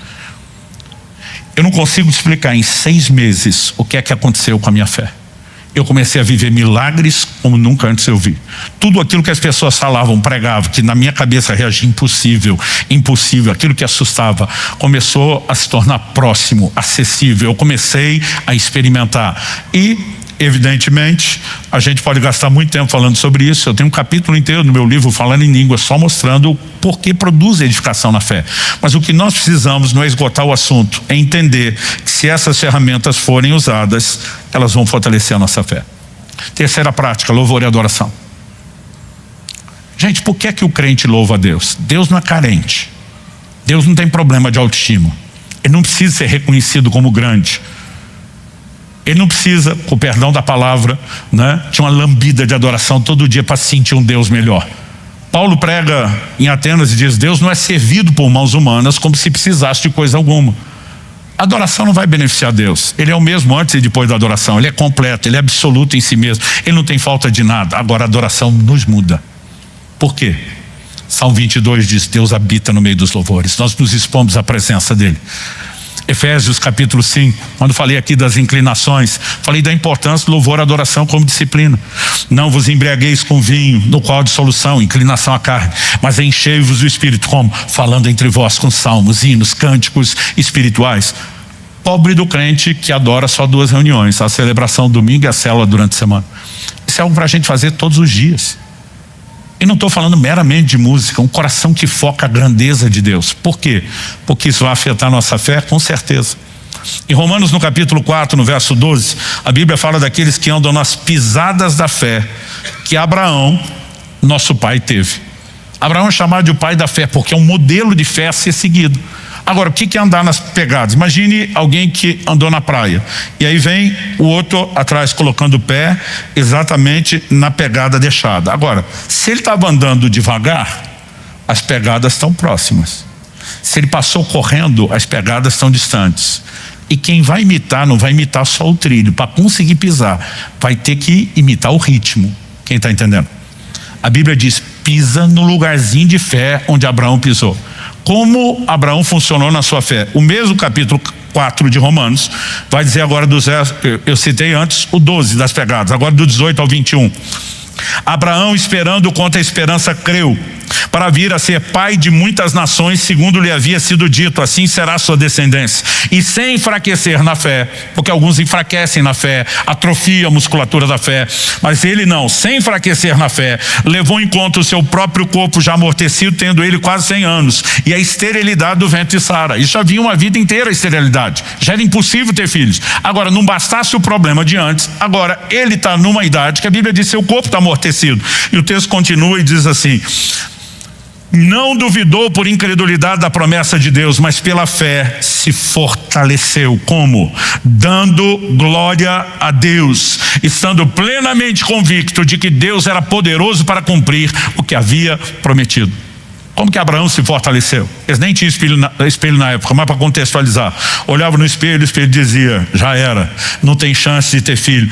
Ele dizia: eu não preciso olhar para você, espelho, eu olho para cima, eu conto as estrelas do céu, assim será minha descendência. Deus prometeu, ele é fiel para cumprir, ele é poderoso. Ele ficava exaltando e dizia: Deus, esse corpo amortecido, a esterilidade de uma vida inteira no ventre da minha mulher não é nada diante da grandeza do Senhor, da força do seu poder. Enquanto ele está focando o Deus de solução e não o problema, a fé está se fortalecendo. O problema da maioria dos crentes é que até quando vão orar ele não consegue ter fé, porque ele está focando o problema. As pessoas gastam tempo demais em oração contando para Deus o tamanho do problema. Eu lembro até hoje, no meu primeiro ano de ministério pastoral, gente, numa reunião de oração, passei perto de uma irmã, ela chorava tanto. Me chamou a atenção, imaginei que nível de quebrantamento é esse. E quando eu parei, ela estava orando assim: meu Deus, esse problema está tão sério, tão complicado, que honestamente eu acho que nem o Senhor consegue resolver. Eu falei: que oração é essa? Alguns de nós estamos lá tentando explicar para Deus o quão assustador são os problemas, e nós estamos massacrando a nossa fé em oração. Alguém falou com muita propriedade: em vez de falar do tamanho dos seus problemas para Deus, fale de tamanho de Deus para os seus problemas. Sabe, é aí que entra não só a confissão da palavra, mas nós precisamos entender o que é uma linguagem de louvor e adoração. Aqueles 12 espias que Moisés envia, tem um papel significativo. 10 deles vão dizendo: olha, a terra é boa, tipo, não é que Deus mentiu, mas tem gigante, eles habitam cidade fortificada, as cidades estão nos altos dos montes, tipo, não temos chance. Do outro lado, Josué e Caleb diz: e daí que tem gigante? Ausentou-se deles a sua segurança, o Senhor é conosco, nós vamos consumi-los como pão. Eles não estão olhando o tamanho do problema, eles estão dizendo: do lado de cá nós temos um Deus grandão, nós vamos atropelar esses miseráveis desses gigantes. Eles vão descobrir que grande é quem está dentro de nós, grande é aquele que nos move.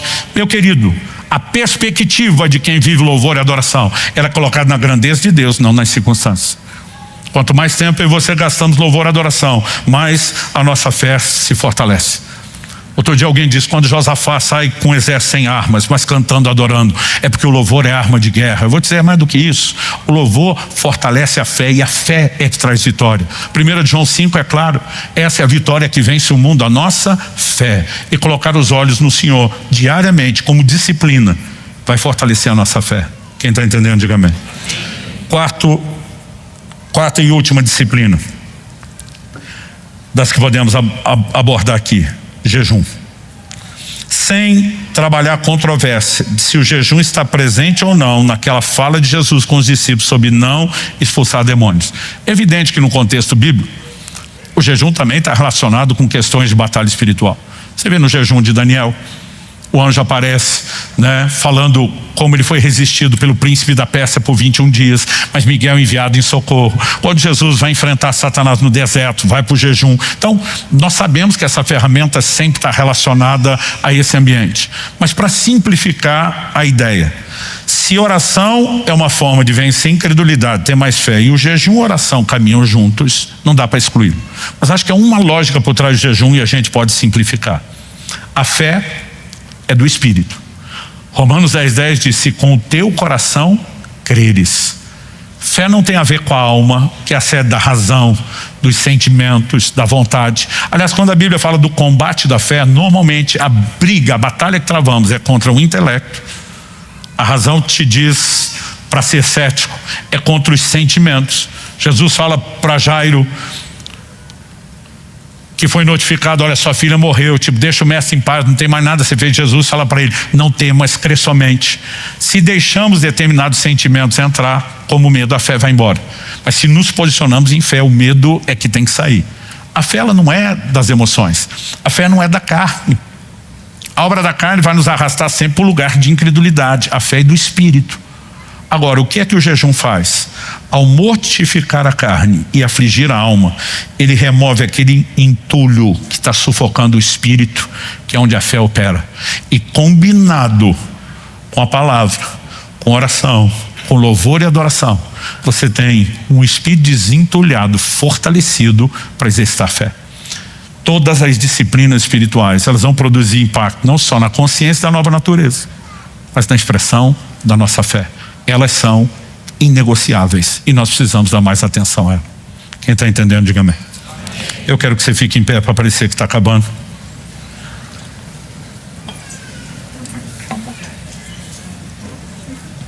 Só para ser didático, olhe para cá um instante, vamos resumir tudo o que falamos. Temos que lutar pela fé que de uma vez por todas foi dada aos santos. A mesma fé extraordinária que muitos tiveram é a mesma que Deus deu para mim e para você. Mas Ele não deu ela inteira, Ele nos deu o potencial. Nós temos o direito de vivê-la por completo, mas nós temos que trabalhar para que essa fé cresça. E não fazemos isso só exercitando. Nós também precisamos entender o impacto que as disciplinas espirituais terão. Isso tudo somado é parte do que nós estamos dizendo: lutar pela mesma fé. Nós podemos ter uma fé diferenciada e viver todos os resultados igualmente diferenciados. E as disciplinas espirituais somadas ao exercício da fé, elas certamente nos guiarão a uma fé crescente. Você recebe essa palavra? Repito, fé para toda a relação com Deus. Mas nesse mês estamos tentando procurar estimular um nível de resposta em você a Deus, que permita você ver mais das intervenções de Deus no seu dia a dia. Essas intervenções vão glorificar o próprio Deus, vão colocar você numa espécie de vitrine, ou o que Deus fez na sua vida, né, inspirando a fé de outros, vai consolidar a nossa própria fé. Então, ainda que a gente não espere em Cristo só para essa vida, não quer dizer que também a gente não possa vê-lo trazer muita intervenção aqui e agora. Nós vamos nos posicionar, e a declaração é que venha um novo, que venham experiências novas e maiores, que venham, né, mais histórias de intervenções divinas para o currículo de cada um de nós, e que tudo isso seja para a glória de Deus, amém? Pai, oramos por cada um dos nossos irmãos e oramos que o entendimento da importância da resposta das disciplinas entre não apenas na mente, mas no coração. Oramos que o Senhor encontre em nós não só a determinação de praticar as disciplinas que farão com que a fé cresça. Oramos, ó Deus, que essa fome, esse anseio por viver essa medida cheia da fé, por fazê-la crescer, seja de fato algo que o Senhor use para trabalhar um despertamento interior em cada um de nós, que possamos lutar pela fé que de uma vez por todas foi dada aos santos, que possamos fazer isso debaixo, ó Deus, do incentivo correto, de, ó Deus, um despertamento que vem do alto. É a nossa oração, é o nosso clamor, em nome de Jesus, amém.